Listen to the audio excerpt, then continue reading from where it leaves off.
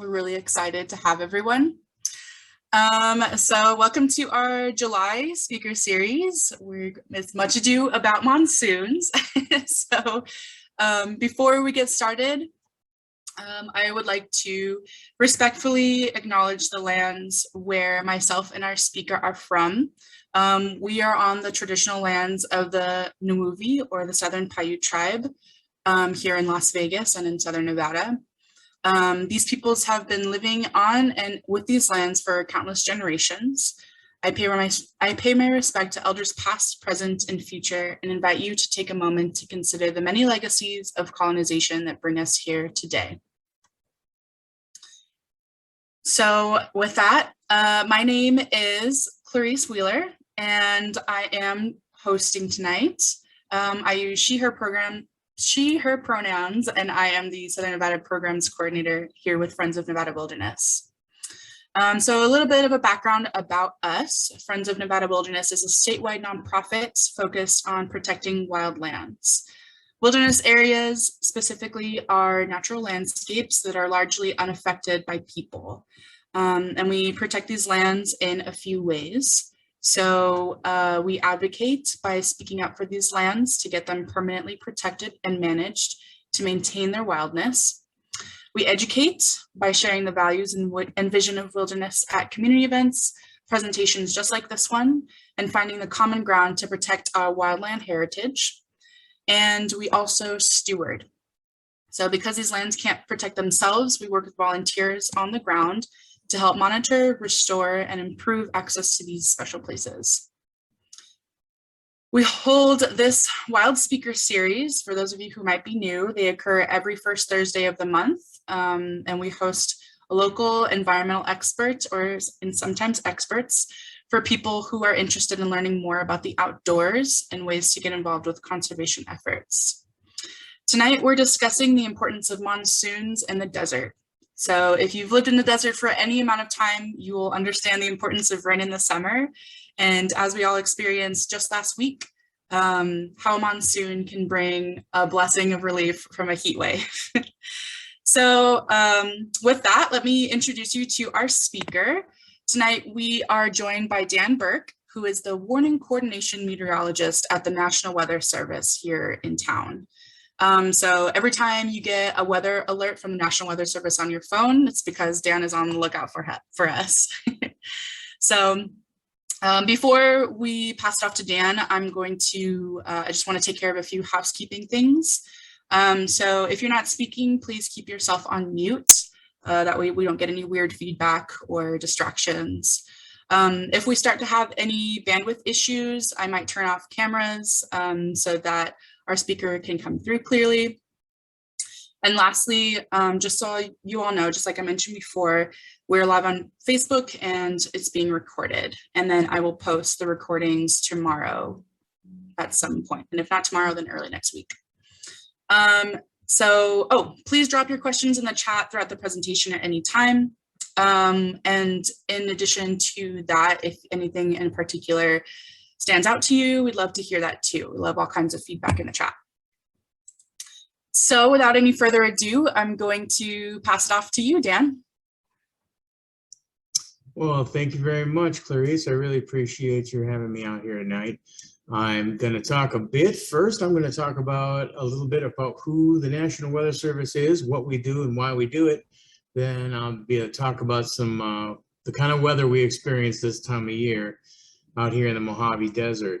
Where I had, speaking of the desert behind me, I'm coming to you live from the Panamint Valley in Death Valley, which of course is would be fantastic, but I'd rather be indoors where the air conditioner is working here in Vegas.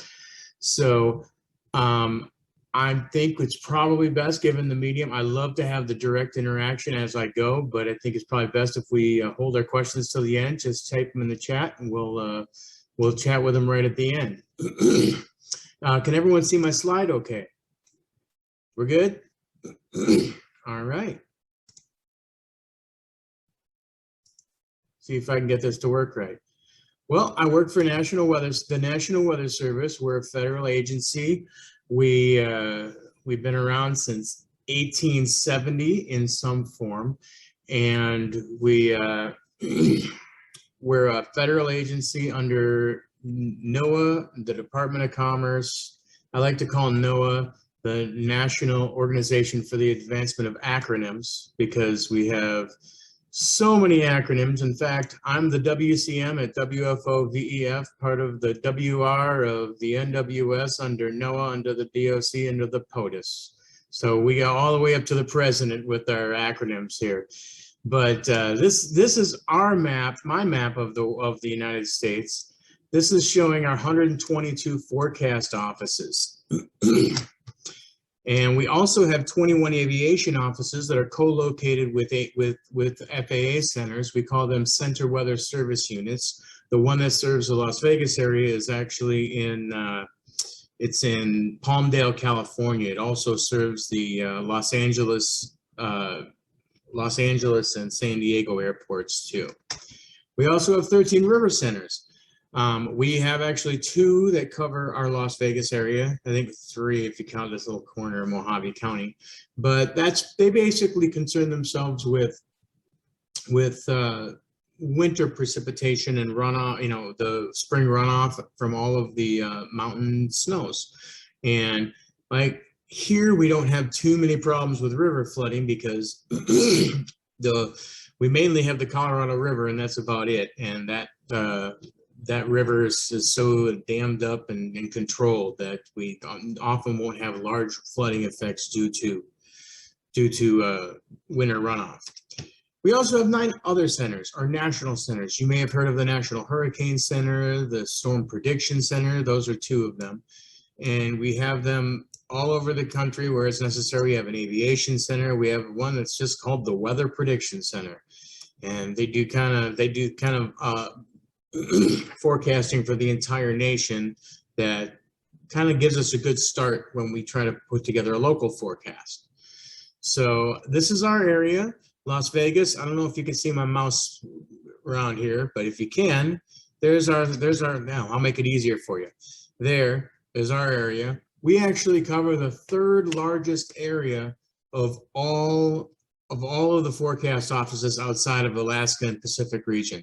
So in the conterminous 48 states, only Albuquerque is larger, and Salt Lake's about the same. Technically, it's slightly larger. So we're the 3rd largest in the whole country, which does present its own set of problems, which we'll talk about as we go forward here.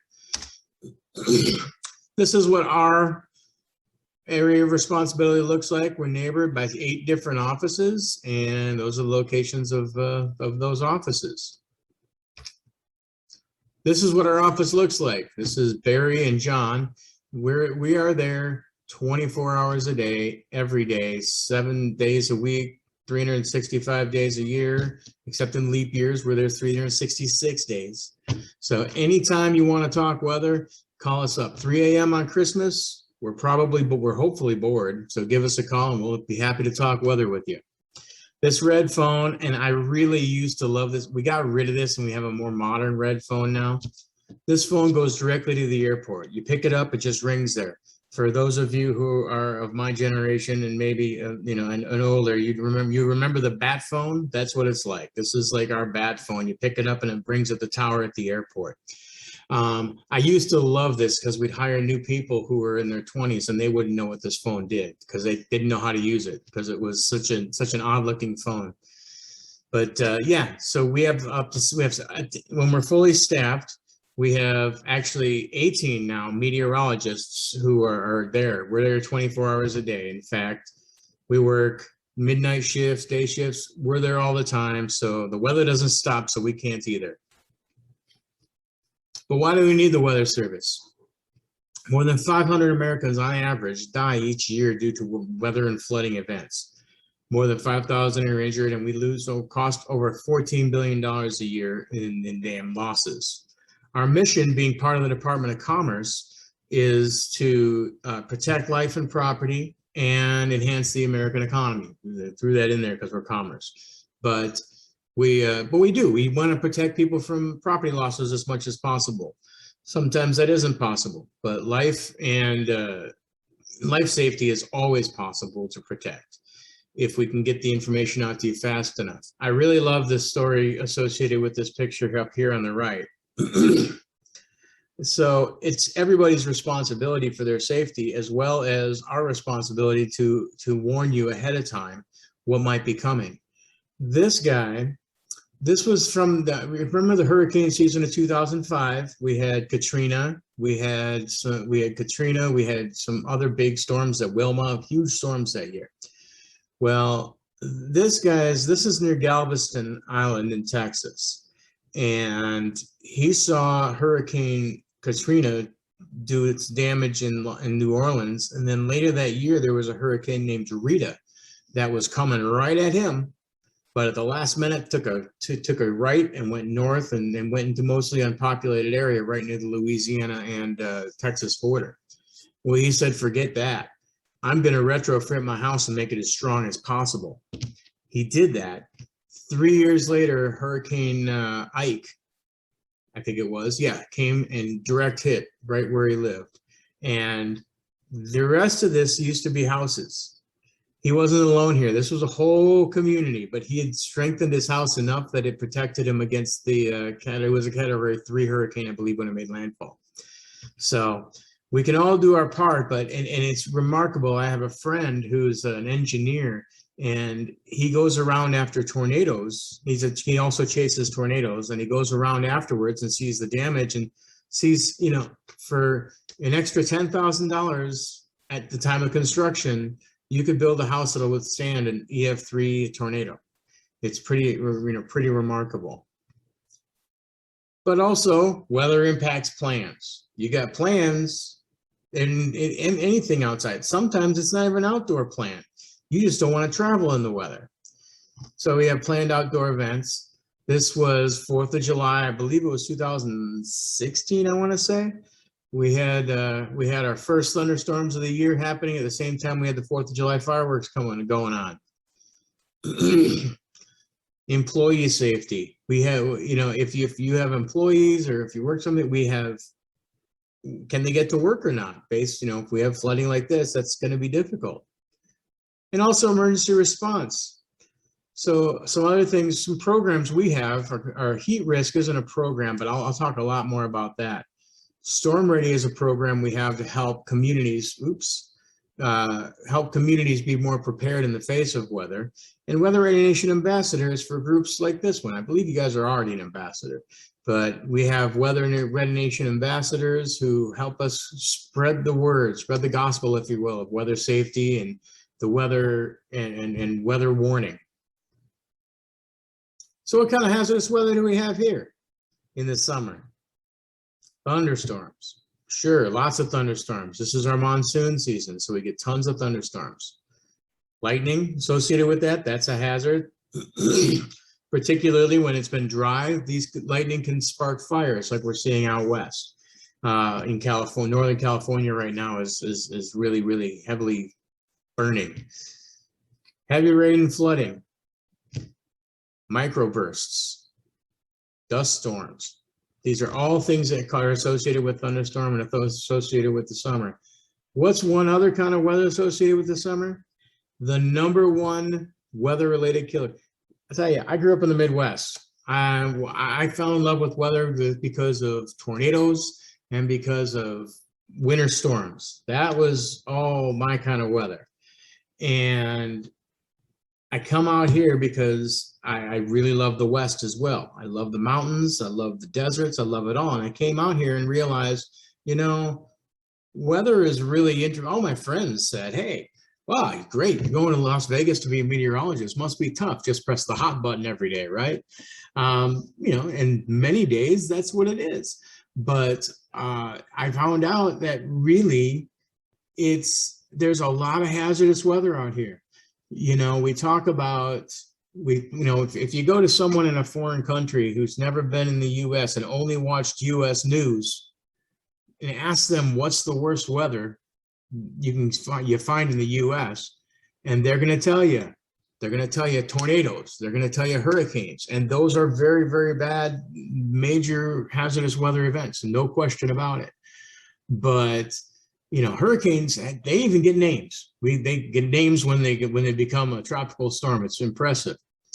Now, I came out here and I found out that the top two weather-related killers are heat and flooding. And what do we get out here in the desert? Heat and flooding. We actually live in a more inhospitable environment than the Midwest or even the Gulf Coast. I mean, the Joplin tornado in 2011 took 161 lives, I believe it was. And that's a terrible, terrible weather event. And it's terrible. And we should do everything we can to protect ourselves from, whatever we can do to get people to, protect themselves in those situations. However, the odds of that happening right there with the same amount of damage and all that stuff is pretty minimal. We have dozens of heat deaths out here just in our Las Vegas area every year. We've already surpassed the amount of fatalities due to weather than in Las Vegas alone than Joplin has since then. So it's kind of the silent killer. Heat does not show up well on TV. You can't take a good picture of heat. There's no heat wave Dave. We don't name our heat waves, but maybe we should, because they're tremendously impactful. But yeah, it's silent because people go outside and go, hey, it's only 3 degrees hotter than it was yesterday. I can handle it. And most people can, but not everyone, unfortunately. So yeah, heat's a big deal, especially right now. We've had very hot days the last few days. So we developed this tool, I like to call it, called heat risk. Heat risk helps us to understand the threat of heat-related illnesses. So it's based on climatology and our current forecast and our knowledge of what kind of heat affects different populations. So on the right here, we have our categories. And one time you're in yellow, it's a low risk, but it's a risk for those who are extremely sensitive to heat. And for people like maybe a homeless population who are outdoors, even especially overnight, and it just escalates from there.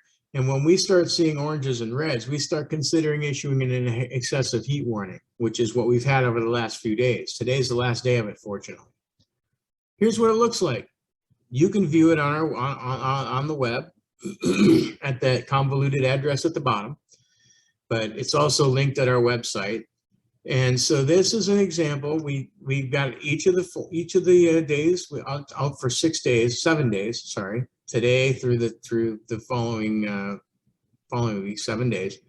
And where you see magentas, that's where we see red for multiple days. If we see this red, this very hot for multiple days, we'll color it magenta because there is an effect of, like I said, today, tonight, tomorrow. If it's hot and there's no relief in between, we understand that because this is based on impact. This is based on the potential impact of the heat rather than just what temperature number it is. So, but that also happens in the summer. And when it's not super hot here, it's usually because we're getting the monsoon rains. Now, what is the monsoon? The monsoon is actually based in the Arabic word for season. So a monsoon is not a thunderstorm. It's a season of, well, you'll see exactly what it is in here. So it's derived from the Arabic word for season, and it's not a storm. So to say we had multiple monsoons today and tomorrow would be kind of not the best way to use the term. The terms, it's thunderstorms because of the monsoon.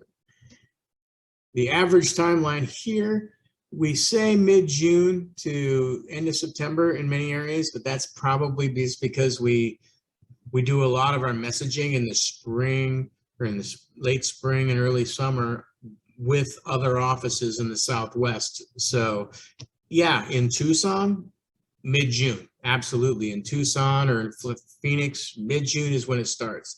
In Las Vegas proper, a very end of June, maybe early July. By July 4th, we usually get going.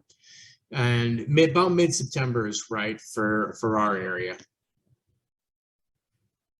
And we don't call it the Southwest monsoon, although it's tempting because we're in the Southwest US. We call it the North American monsoon because the Southwest monsoon refers specifically to the monsoon that occurs in India, which is, quite frankly, a lot more rain than what we get.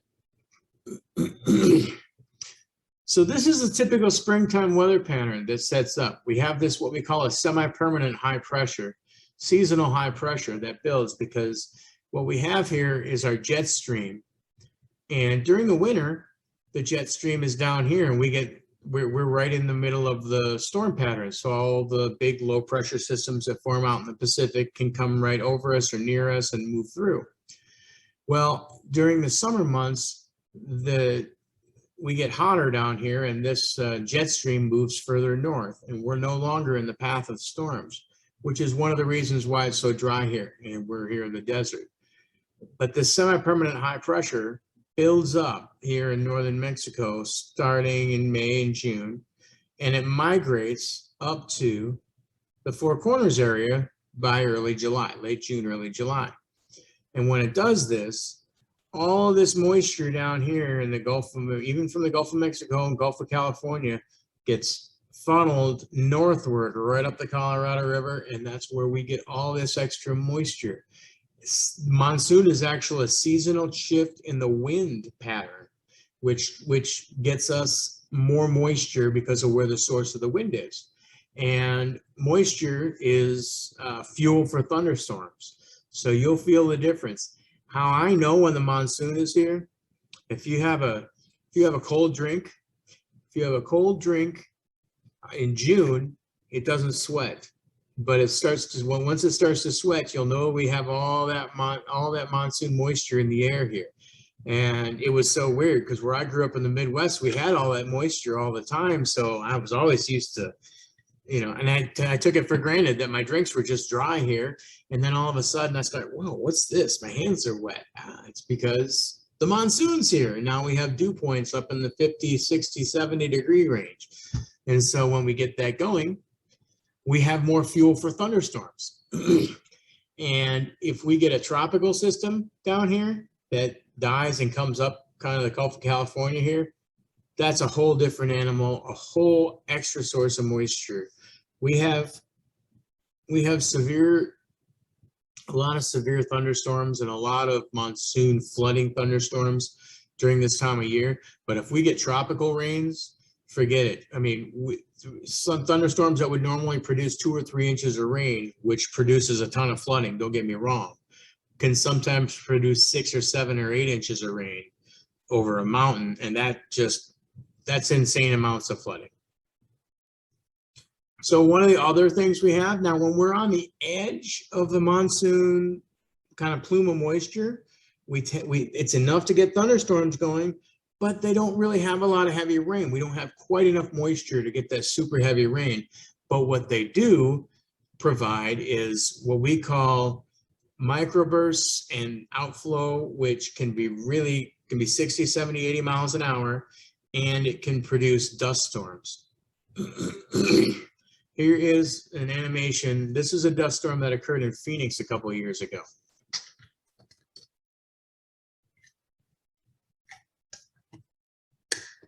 This kind of a dust storm is pretty common in Phoenix.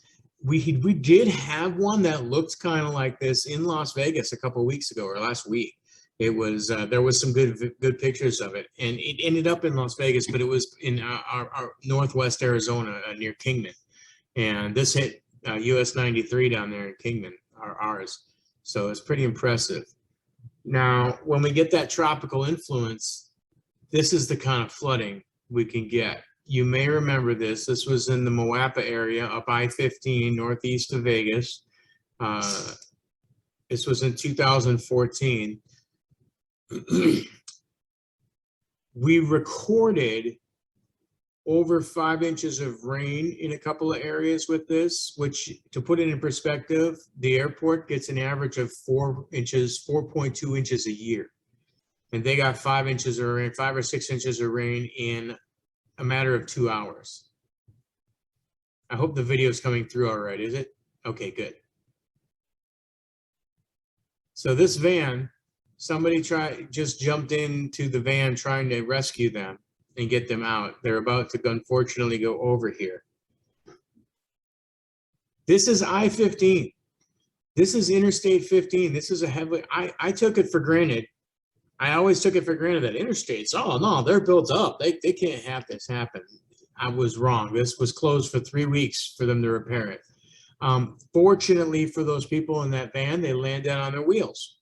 And there were some injuries, some minor injuries, but no one was hurt too badly. They were really lucky.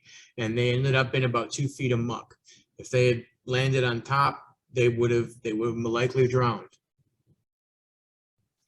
So microbursts are pretty common here in Las Vegas area too. In fact, we had a couple in the last couple weeks. We had one in Henderson, did a little bit of damage. This is video of one that hit Henderson back in 2018.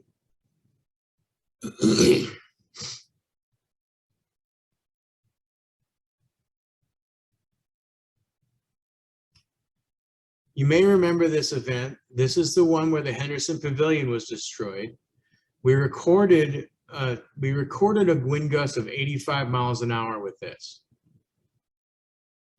This is what happens when Mother Nature flushes her toilet. She drops it right on you. And so this is, and these can produce incredible amounts of wind. We also had one of these in Pahrump last week. And I've got quite a bunch of slides here, so bear with me. They're all just kind of pictures and videos of what I saw. But it's such a recent story, and you're the first people I get to really tell it to. So I'm going to talk about it briefly here.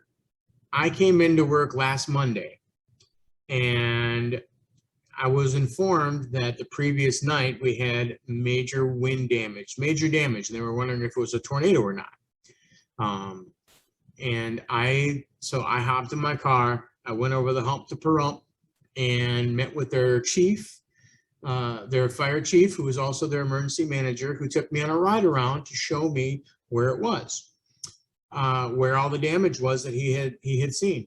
And so I also informed him that for some reason over the weekend, I was working over the weekend too, and I said, well, you know, it looks like we could have some thunderstorms in Pahrump today. And the way they've been looking since we've had such incredible moisture, they could dump a lot of rain in a short period of time.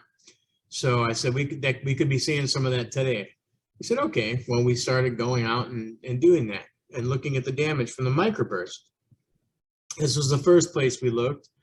This is actually back to the wind. The wind hit the back of this building and still caused all these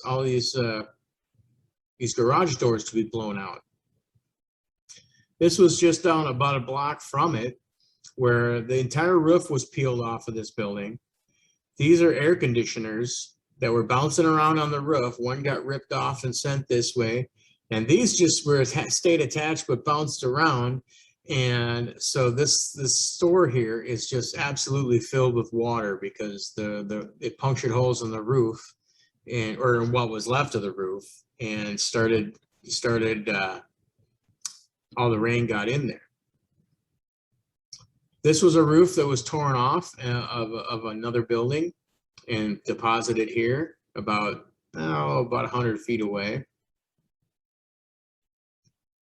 And this is a house where, now if you can tell, I don't have many good pictures of this, but this is a whole complex of trees that fell over. Now this is the homeowner. So you can see how high that is. That's probably about 15 feet high. All of that got pushed over, and these other branches fell the other way, landed on the house. This car actually wasn't damaged too bad. However, there's a Lexus right next to it that's absolutely destroyed. And I got to tell you, I've met with a lot of people who have recently had a lot of damage based on weather events.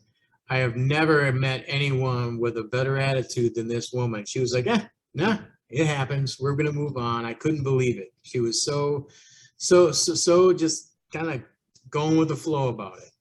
But this was just one of them, and there was damage like this all over this portion of town.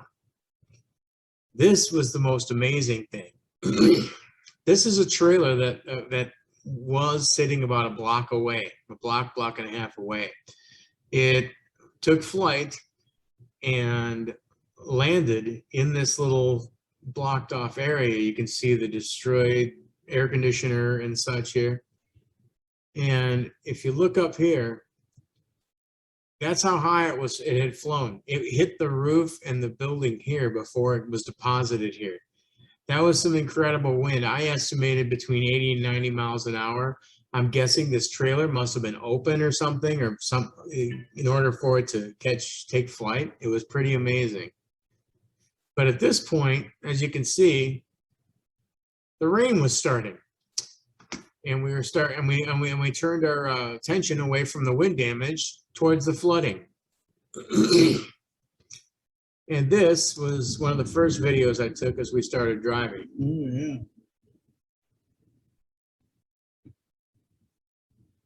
These are flash flooded roads. Now I am with the fire chief in a vehicle. We're going out on, now all of a sudden we're going out on calls for swift water rescues.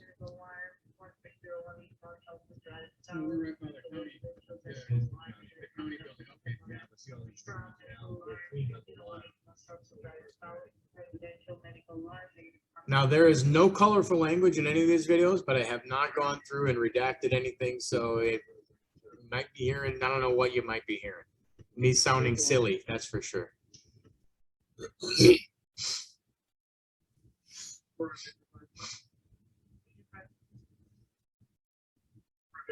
in the area intended to locate. We have poor visibility due to severe weather conditions. Do you have an exact location? RP was calling from the school and stated it was hanging over flag.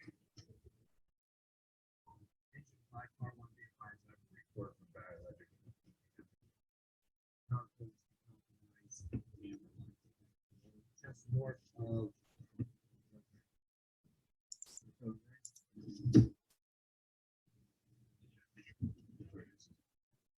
So this is, for those of you familiar, this is Highway 160. This is the main drag right through Pahrump, where again, you don't expect as much to be going on. And people are just driving through it. This is not safe, not something they should be doing, not something we should be doing if we weren't going looking for on rescue calls. I mean, this is some deep water, but there were many rescues done. In fact, we did a rescue right here. Let's go.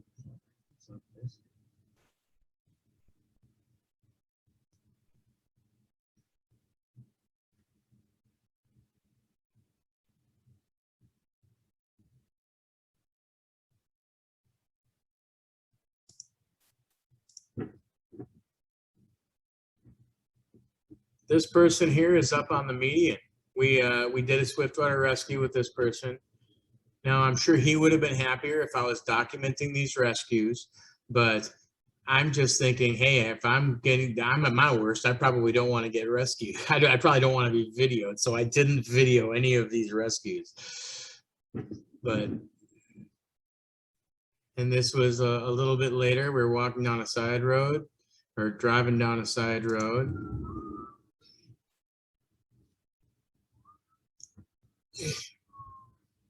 And this is tremendous flooding going on the side of the roads here. This is undercutting the road. They had to come in and repair these roads after that. So you don't know if the road's there under you. You don't know what's under you. We had situations where we were driving over like logs because we couldn't see them. We just didn't know what was there. This Jeep was trying to be a helper, but they're not much help. They just needed to kind of get out of the way. We did end up doing a rescue with 2 individuals in this vehicle and several more up on the same road further up.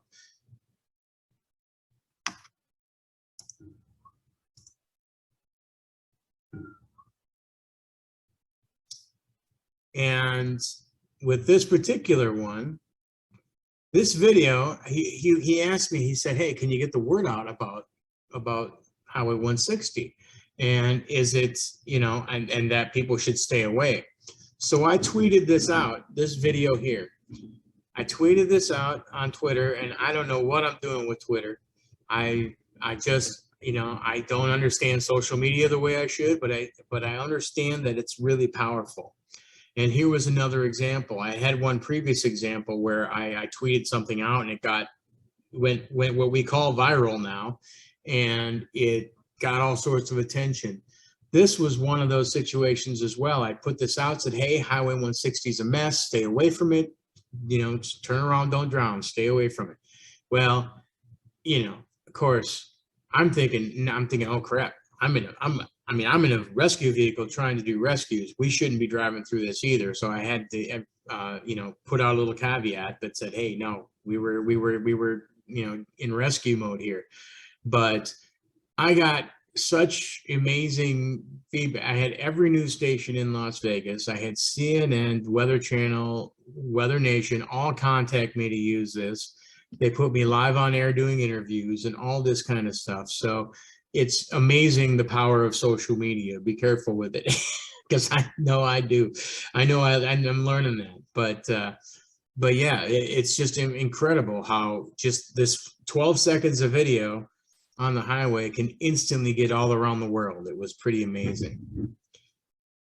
So what does it mean when we issue our products? I'm going kind of away from this. So and right at the end of my presentation here, I want to make sure you take away some important information here. Like when we put out a product, what does it mean to you? When your phone wakes up, what does that mean and how should you take action? When we issue an Outlook, and we don't really issue these the way we used to, now we put them on social media. We just kind of put a heads up, hey, here's a graphic, pretty graphic saying what's coming up in the next few days. This is just, if there's any hazardous weather coming up, we put this information out, mostly on social media and on our website. And if it could pose a threat to life or property, we'll try to do it. But usually 4, 5, 6, 7 days out, unless it's heat, we're never really confident on the specifics. Now, when we put out an advisory, that's saying weather's going to be happening.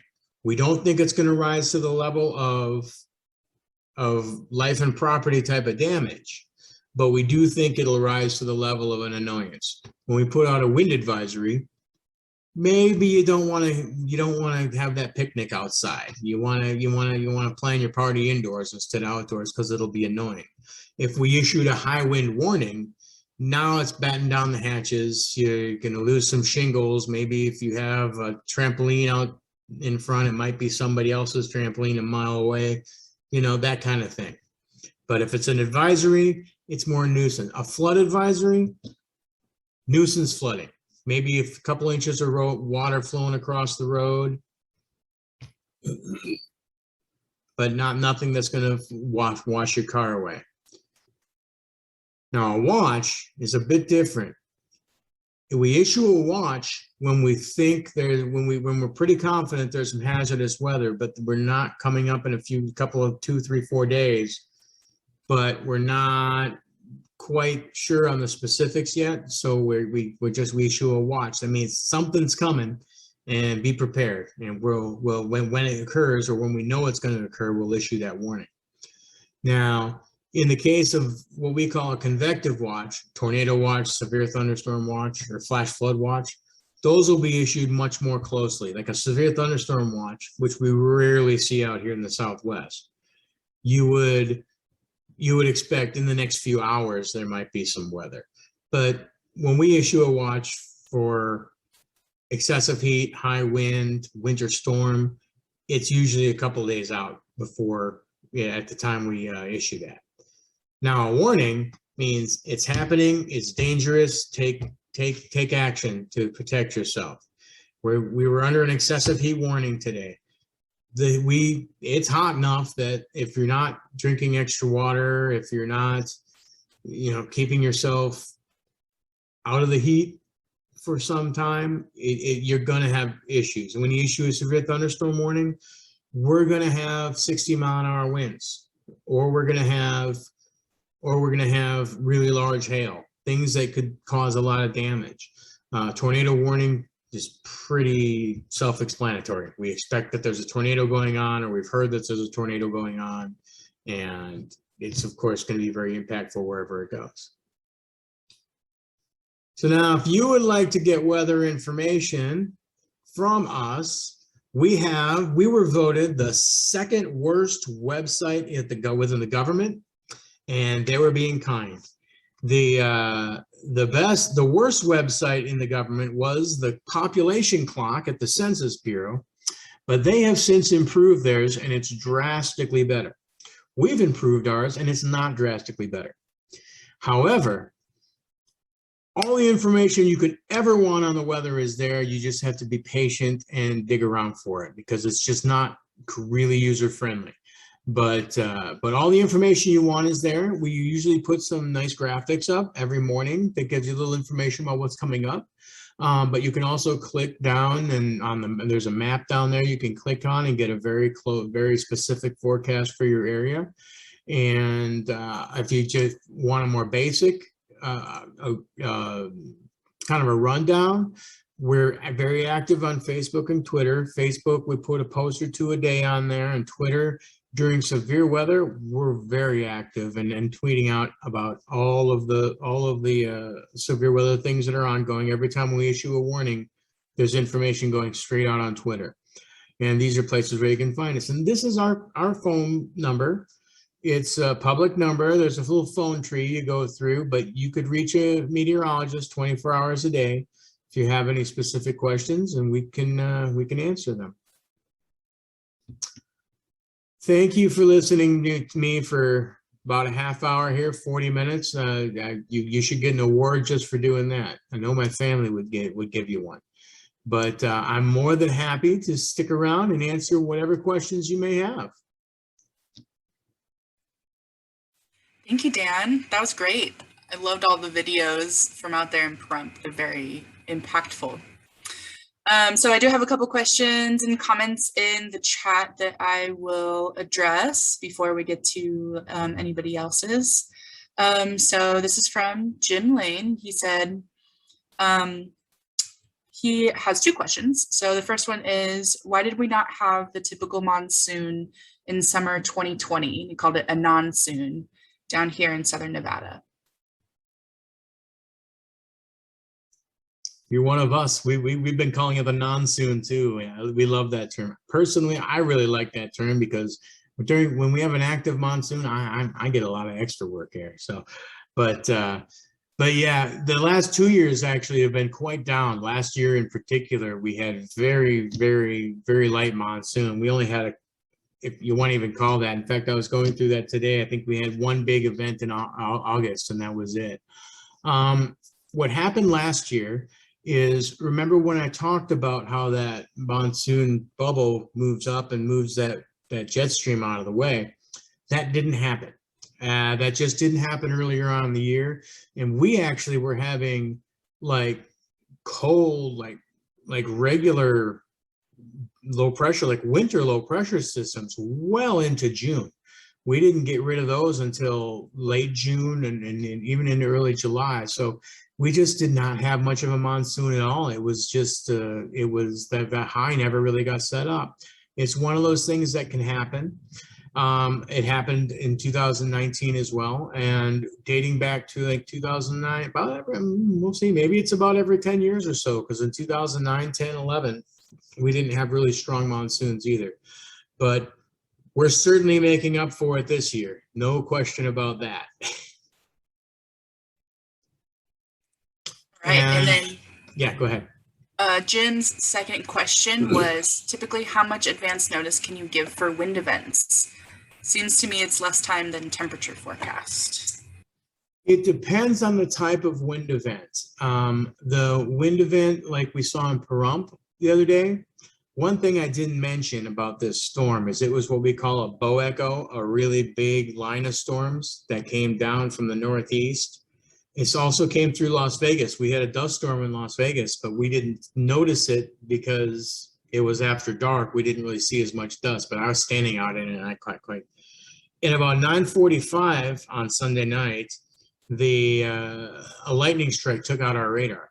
So we couldn't see any of the storms when they came down at 10:15 and hit Pahrump. But I'm digressing a bit. The answer to that question is depends on the type of wind. If it's a thunderstorm wind, if we don't see the thunderstorm, we usually we'll try to give you about a half-hour notice if we can. It's not a lot of notice for a thunderstorm like that, but if we have a high wind event, like what we call a large-scale high wind event, like we see a whole lot in the winter, during the winter months, really from November to May, we get a lot. It's very windy in the desert here, and so with those, we can give you several days events. We can give you up to 5 days, sometimes a week advance notice. With a temperature forecast in the summer, when we're talking about superheat, that's the easiest thing for us to see. We're good out to a week. Sometimes we even talk about issuing a watch a week in advance. That may be a little much, but I mean, heat is usually pretty much a slam dunk quite a ways out.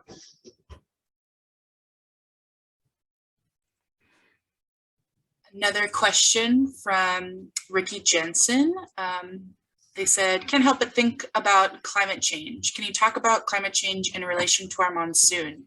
What sort of changes have you seen at National Weather Service? That's a great question. And I didn't really talk about weather versus climate in this one, just because of time, really.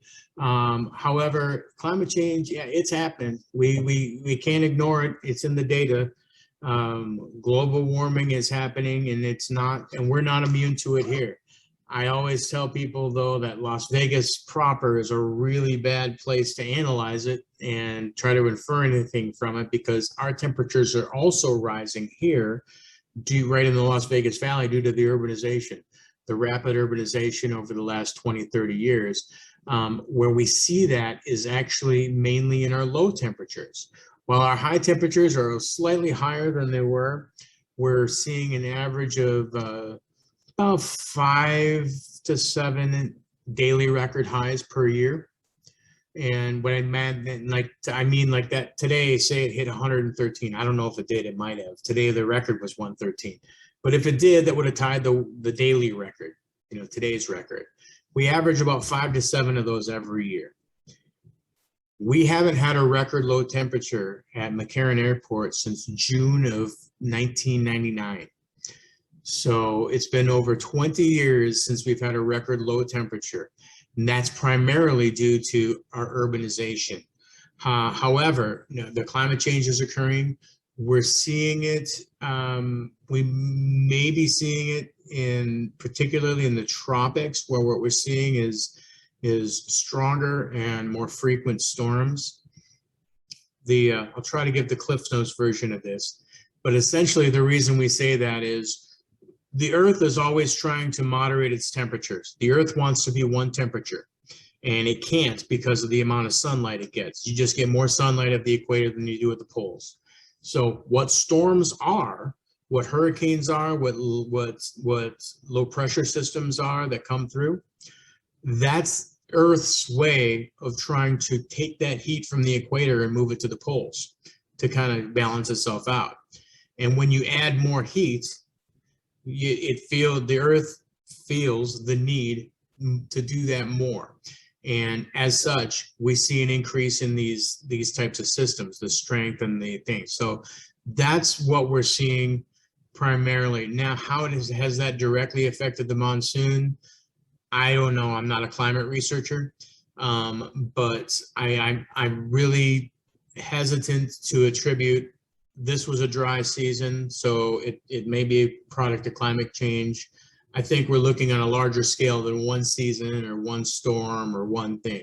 But I think over the long term, we'll start to see more of these patterns emerge, and we'll be able to say more about them when we understand more. All right, we've got a lot of questions.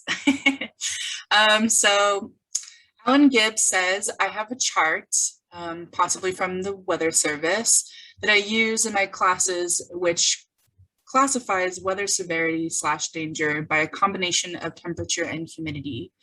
Can you briefly talk about relationship between temperature and humidity? Thanks for a great presentation. Absolutely. For anyone who's been from other parts of the country, we all know that it's a lot easier to walk out into 110 degrees and dry than it is to walk out into 90 degrees and really, really moist. Yeah, there is a strong correlation well, I shouldn't say correlation, but when you have more moisture in the air, it takes a heavier toll on humans. I mean, people will feel it more, and you'll sweat more, and you may not think it, but when you actually have bigger dehydration problems when you're sweating as much as you are because of the moisture in the air than you are in a drier environment. Don't get me wrong, you need to rehydrate anyway. Heat is heat, and it's no fun. But this is one reason we don't use moisture as we don't factor moisture into our heat related warnings and such, because you'll see things in Louisiana, for example, where the temperature is only 85 degrees, but the dew point, which is in my opinion probably one of the best measures of moisture, better than relative humidity. So when you see a dew point of 80, when you got a temperature of 85, it feels like it's 100 degrees or more. Out here, even when we're super hot and we have incredibly high moisture in the atmosphere, our temperatures are so much higher that our actually what we call the heat index, which factors in moisture, it's actually lower than the temperature here because it's so dry. Even on our moist days, it's pretty dry here compared to those other places. So while temperature and humidity, you can have hot temperature and have high or low humidity based on the moisture in the atmosphere. Heat index is a big factor, just not so much in the desert. All right. 2 more questions, I think. Mhm. It says, or Kevin Kingma asks, what factors, if any, limit maximum high temperature? And is 140 degrees Fahrenheit a possibility? Well, I won't stand in a soapbox and say it can't happen. It's going to be really difficult. A lot of the factors that go into how hot it can be are, of course, the elevation where you are. The reason Death Valley is the hottest place in the world is because of where it is. It's latitude. It's in around 34 degrees north latitude, 35 degrees, which there's a whole another explanation for why that's where the desert is. But it's because of those latitudes, the strength of high pressure systems. If you get a really strong high pressure system, which is kind of a limit to how strong that can be, if we find out that we can get them even stronger and perfectly centered over the places like Death Valley, that's when we get these hottest temperatures. We hit 130 degrees on August 16th of last year. We also hit 130 degrees on July 9th of this year. And those are temperatures that had not been seen in Death Valley in over 100 years. So it's possible we could see higher temperatures than we're seeing now. I hope we don't hit 140, but it's not impossible. However, there are a lot of things to keep in mind. I had someone who told me, I did have someone who asked me, well, I went to a place and it was hotter than Death Valley. Does that mean I'm a world record holder? And my answer was simple. You could go stand on the edge of a volcano and get a temperature a lot higher than 140, or 135 is what he had. I said, you can get a lot higher temperature than 135, but there are other factors. We have official climate sites for a reason, and that's one of the reasons. Okay. Jim Lane has a 3rd question. It says, whose Android voice is that on the weather alerts on the radio, mobile, etc.? It's been a while since I've delved into this, but it's actually been an evolution over years. And there are people out there who really understand them and know. And they each have names, and I can't remember any of them anymore. But at first it was really robotic. And in fact, I got to tell you a little story. Somebody took that and programmed it. And there's Google it, you'll find it out there. The original Weather Service radio voice singing Christmas carols, and it's hilarious. But the original voice, they've gotten better over the years, but it's a computer generated voice. And let us know if you find it sorely mispronouncing things, because we can actually put in slight corrections. Hopefully, it actually has something called the voice improvement processor, where we can teach it to pronounce hard to pronounce words. Okay, so a pretty cool bit of feedback from Jenny Chapman, I thought, was, thanks, Dan. Please know that National Weather Service Las Vegas is hugely important to a lot of us. Thanks for all that you folks do. The messaging and graphics really seem to have been effective lately. And then I think this will be the last question that we take, to be mindful of everybody's time. Elian Feiner, I'm sorry if I butchered your name, asks, how is the temperature measured at McCarran? A good question. It's measured with something we call an ASOS. That's an acronym for Automated Surface Observance Station. It's located on the southwest corner of the airport. In fact, if you drive down, I think it's Russell, drive down Russell there, just look onto the airport grounds, you'll see it as you pass by. It's a big weather station. It has all sorts of things on it. We measure temperature, among other things.